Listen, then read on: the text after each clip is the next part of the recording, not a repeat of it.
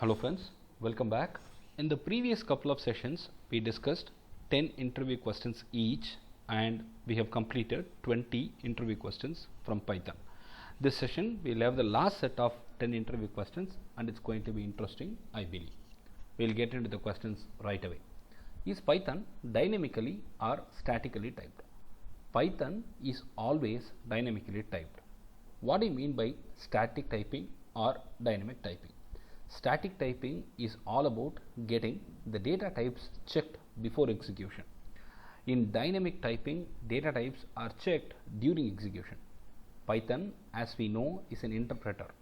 So it is based on execution of line by line, and thus the type checking will happen during the execution only.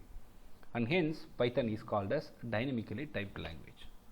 Differentiate xrange and range. Xrange and range are almost similar in terms of the functionality they provide you. They both generate sequence of integers, but there is a minor difference. Xrange and range work in this minor difference. With the minor difference, range will return a Python list, whereas xrange returns an xrange object. Range returns a Python list, whereas xrange returns a range object. Xrange object. What is the use of help? The name itself is very clear. Help function in Python gets you the complete documentation for the modules, classes, functions and keywords. When you have no argument passed to the help function, then you will get the interactive utility launched on the console and it will guide you further. A small screenshot of the same is presented for you to quickly understand that. You can see that I have used just help without passing any argument, and immediately I got the console, the utility launched within the console. How is .py different from .pyc? .py contain the source code of a program. .py file contain the source code of a program. .pyc files contain the byte code of the program. That's the only difference. .py contain the source code, whereas .pyc contain the byte code. That's the major difference that you need to understand. You will get the byte code after compilation of the .py file. After the source file is getting compiled, you will get the byte code. .pyc files are not created for all the files that you run, but instead they are created for files only that you import. That's a very important point that you need to understand. .pyc will not be created for all files that you run. Instead, they are created for files only that you import. Can you make a Python script executable on a Unix machine? Yes, possible, but the script file must start with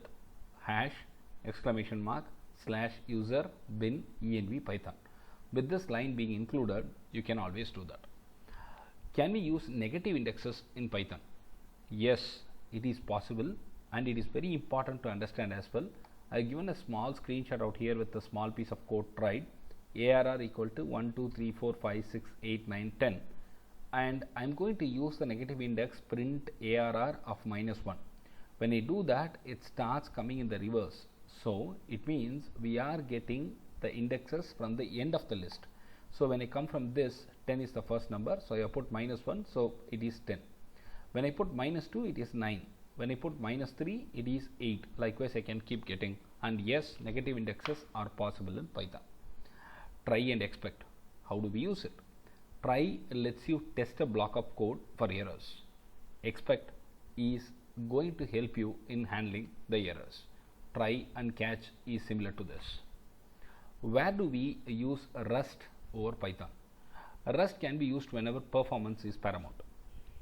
Mostly the microcontroller based systems, the IoT applications, the embedded applications, AR/VR applications, or wherever the data is really large, people go with Rust. Rust has an edge over Python, and it is definitely useful over Python in the real-time applications, and wherever the real-time response really matters, and wherever the complexity is more, and wherever you want better control over memory, you go ahead with Rust. Where do we use Python over Rust? Whenever you are going with ML, DL or AI applications, please choose Python. The reason being very simple, there are multiple libraries which are available and community support is too good when you come to Python. Python is really easy to use and it's very simple, and most importantly, beginners are always comfortable with Python over Rust. Can you identify two major differences between Rust and Python? Rust has no interpreter content. It's definitely faster in that aspect. Rust gives you suggestion to fix the errors. Python does not. We have got many of the differences as well, but I have cited just two of them since the question is so. I hope you like the entire content. In case you have any questions, please go ahead and type it in the comment section. I'll be happy to answer. If you like the channel and the content, please subscribe and give a thumbs up. Thank you.